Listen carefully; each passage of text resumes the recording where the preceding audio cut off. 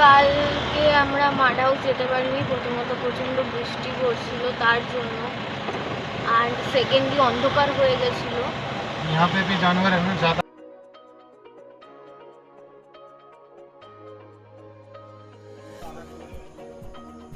এটা হচ্ছে মাড হাউস, এখানে পশু পাখিরা আসে। মাড হাউসে ঢুকে গেছে, এগুলো ট্রি হাউস, এখানে থাকা যায়। এখন আমরা জঙ্গলের মধ্যেই হাঁটছি প্রায়। আমরা দেখতে পেলাম একটা, একজনের তো দর্শন পেলাম, ময়ূরের দর্শন পেয়েছি। কোথায়? ये मेल है, ठीक है। मेल के गर्दन पे है ना ज़्यादा फ्लो होता है, और मेल का ही पंख होता है, मेल का नहीं होता है। ये मेल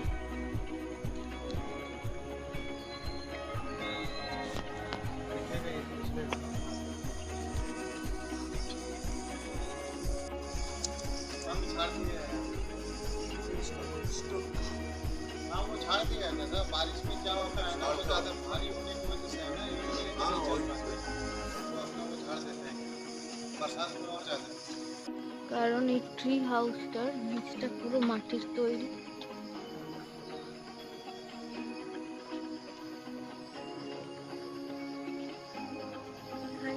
আর কোথায় পাওয়া যায়?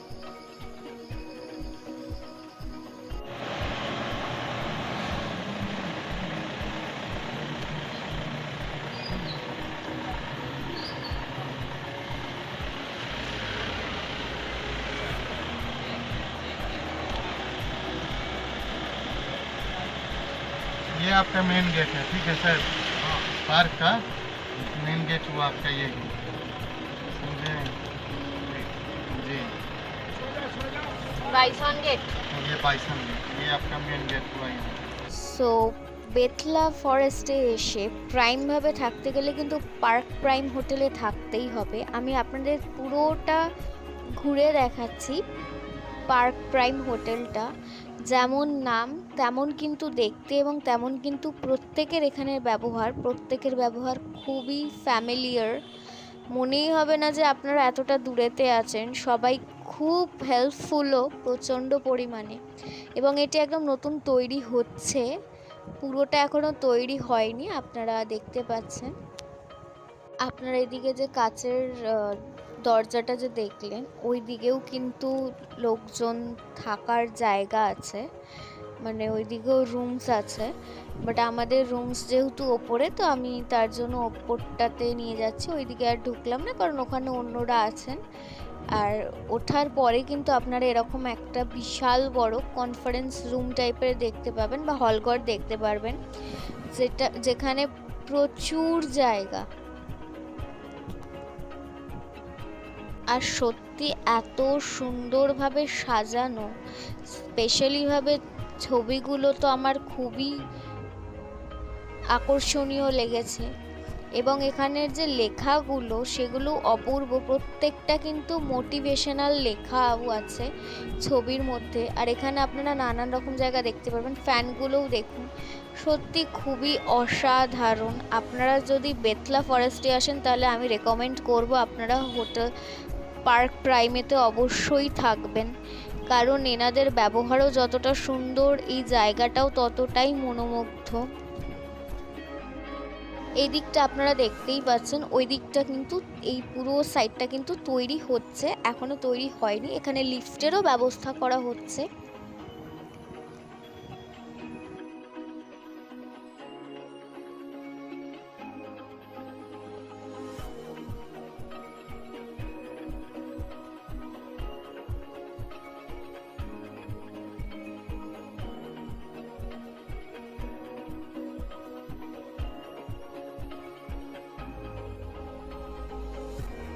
এবং দেখতে দেখতে কিন্তু আমরা যে জায়গাটাতে ছিলাম সেই জায়গাটাতে নিয়ে চলে এলাম। হ্যাঁ, আমরা যেখানটাতে ছিলাম তার সামনেটা এরকম একটা জায়গা আছে, হলের মতো, ছোট্ট হলের মতো, খুবই সুন্দর দেখতে জায়গাটা।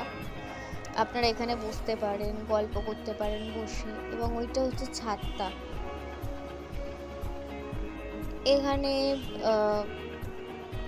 দেওয়া আছে কি কি জায়গায় দেখা যাবে। 302টা আমাদের রুম ছিল, আর এটা হচ্ছে ছাদটা। আপনারা দেখুন ছাদটাই কত বড় আর কতটা খোলা প্যাসেজ। আবার তো সত্যি খুব ভালো লেগেছে, জায়গাটা অপূর্ব, এবং যতটা আপনাদের চোখ যাচ্ছে পুরোটাই কিন্তু ফরেস্ট। মা ঢুকছে রুমের ভেতরে। চলুন রুমের এবার রুমটা আমি আপনাদের দেখাই ভেতরটা কিরকম রুমের।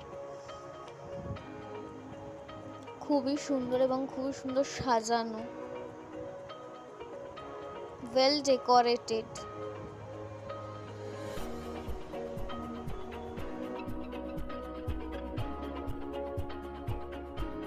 And also look at the bathroom. বাথরুমটা অনেক বড় জায়গা জুড়ে, অনেকটা খুব সুন্দর সাজানো গোছানো। আর এই দিকটা বারান্দা টাইপের করা ছিল,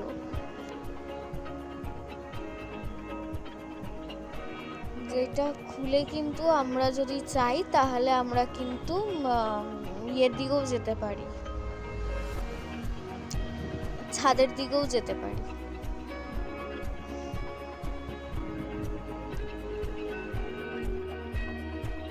আর এই জায়গাটি হচ্ছে ওয়েটিং রুম। ওয়েটিং রুমটাও কত ওয়েল ডেকোরেটেড। আমি প্রত্যেককে রেকমেন্ড করব বেতলা ফরেস্টে এলে এখানে কিন্তু অবশ্যই আপনারা থাকবেন। তো আমরা এখন কেচকি সঙ্গম যাচ্ছি। কালকে যেহেতু সন্ধেবেলা হয়ে গেছিলো তাই খুব একটা ভালো দেখতে পাইনি, তার জন্য এখন আবার যাচ্ছি আমরা। তো এখানেতে আমরা যেখানে দাঁড়াবো তার বাদিকটা করে কোয়েল নদী এবং ডান দিকটা হচ্ছে ওড়না নদী এসে মিলেছে। দ্যাটস ওয়াই এই জায়গাটার নাম কেতকি সঙ্গম।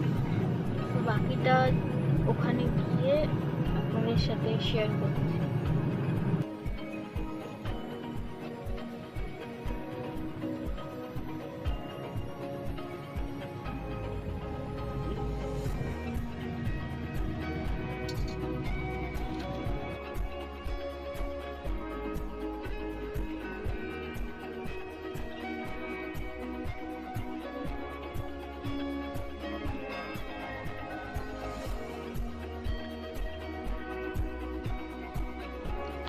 এখানে কিছু পোর্শন আছে ওরা দিন রাত্রি শুটিং হয়েছে।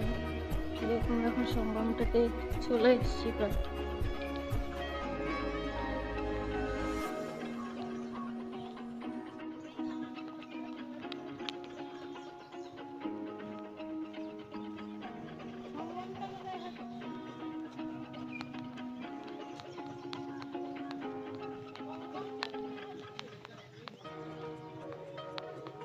যেমন আমি বলেছিলাম, যদি আমি এখানে দাঁড়াই, এই পাশটা হচ্ছে কোয়েল নদী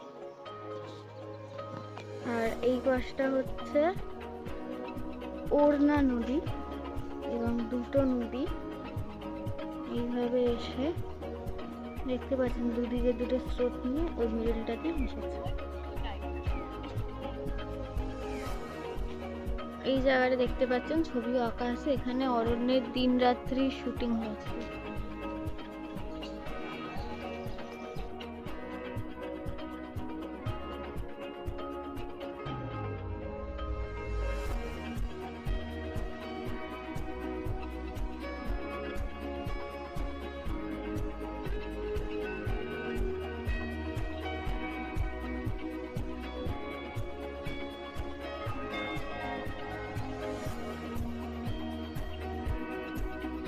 এবার আমরা কিন্তু যাচ্ছি পতাতু ভ্যালি, আর এটা হচ্ছে সেই রাস্তাটা পতাতু ভ্যালি যাওয়ার। এবং আপনারা দেখতে পাচ্ছেন পতাতু ভ্যালি, এটি হচ্ছে পতাতু ভ্যালি।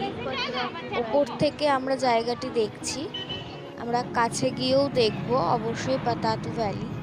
জায়গাটি খুবই সুন্দর যাওয়ার পথটা।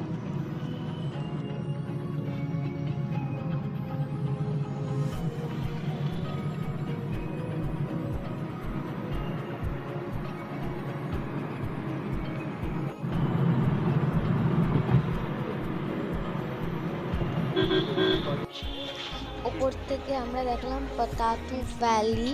এবার এটা যেটা দেখাচ্ছে এটা হচ্ছে পাতাতু লেক। এই জায়গাটি কাইন্ড অফ পার্ক টাইপের করা হয়েছে, যাতে লোকজন এসে বিকেলবেলা বসতে পারে।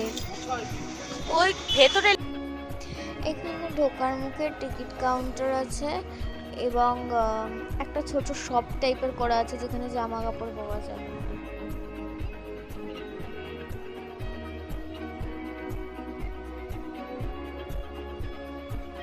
তবে একটা জিনিস, এখানে যখন আপনারা টিকিট কাটতে আসবেন সেটা কিন্তু অনলাইনেই কাটতে হবে, এখানে কিন্তু ক্যাশ চলবে না, একদমই চলবে না ক্যাশ, আপনাদেরকে অনলাইনেই টিকিট কাটতে হবে।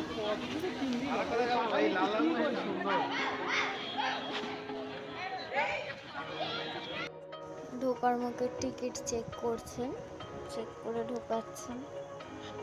জায়গাটি খুবই সুন্দর। আমাদের চিড়িয়াখানার মতন টিকিট করে আমাদের ঢুকতে হলো এবং পাস করতে হলো।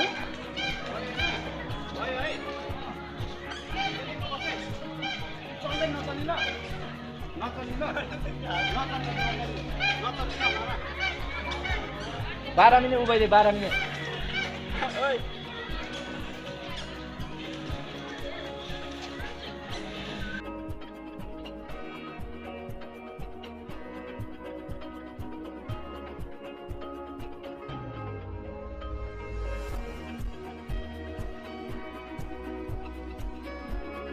এখানে আপনারা যদি বোর্ডিং করতে চান সবাই বোর্ডিং করতে পারে, কোনো অসুবিধা নেই। এটা কিন্তু ফ্লোটিং ব্রিজ বলতে পারেন, একদম ছোট্টখাটো। আর এখানে ঢেউটা রেখেছে, এখানে কিন্তু ঢেউ কিন্তু কাইন্ড অফ মনে হচ্ছে যেন সমুদ্রের পাড়ে দাঁড়িয়ে এরকম টাইপের একটা ঢেউ। অ্যাকচুয়ালি স্পিড বোটগুলো চলছে বলে তার জন্য ঢেউটা উৎপন্ন হচ্ছে। বাট জায়গাটা কিন্তু সত্যি অসাধারণ, সত্যি অসাধারণ। আর এখানে আশেপাশে অনেক জিনিসপত্র বিক্রি হচ্ছে, খাবার খেলার জিনিসপত্র। কিন্তু হচ্ছে ফ্লোটিং ব্রিজ ড্যামের মধ্যে, পাত্তাকো ভ্যালি। খুব সুন্দর লাগলো ব্রিজটায় চেপে।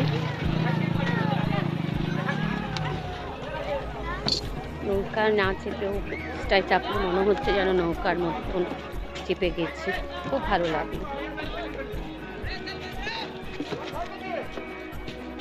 খুব সুন্দর তুলছে ব্রিজটা, এত ঢেউতেই চলে পুরো একদম কভার করে দিচ্ছে।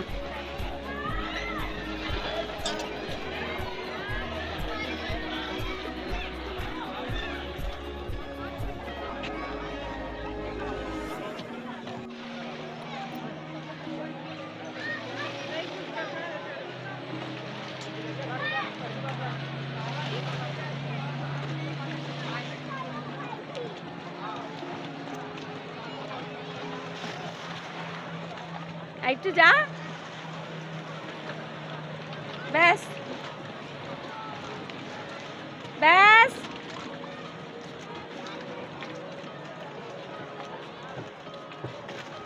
ব্যাস ব্যাস।